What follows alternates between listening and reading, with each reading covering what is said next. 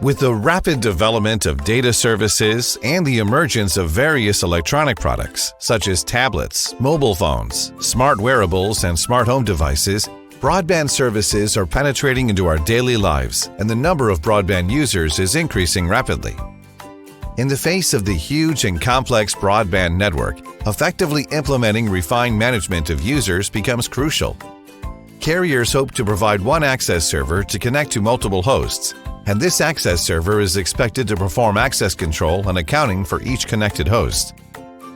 Among the many LAN networking technologies, Ethernet is easy to deploy and cost-effective, but it cannot authenticate the identities of communication parties. The conventional PPP protocol can provide well-designed P2P access control functions, but cannot be applied to broadcast Ethernet networks. In response, PPPoE was developed to apply PPP to Ethernet. Now let's take a look at PPPoE access on a campus network.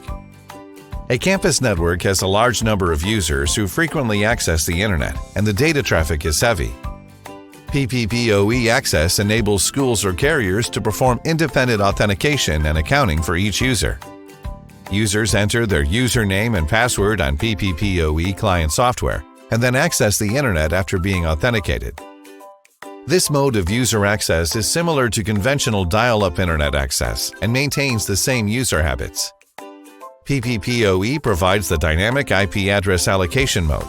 Users do not need to perform any configuration, and it is easy to maintain the network using Campus NMS.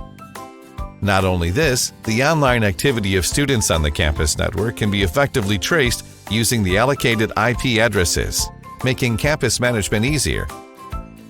In addition, the roles of users on a campus network are complex, and their permissions and the network services purchased vary.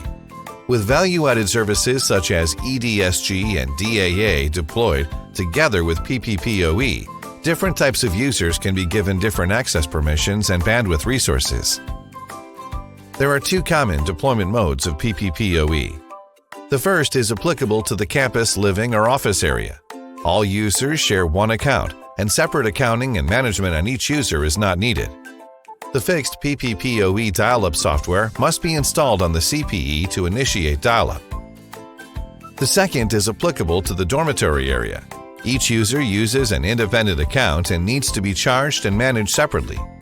Each user device must be installed with fixed PPPoE dial-up software to initiate dial-up.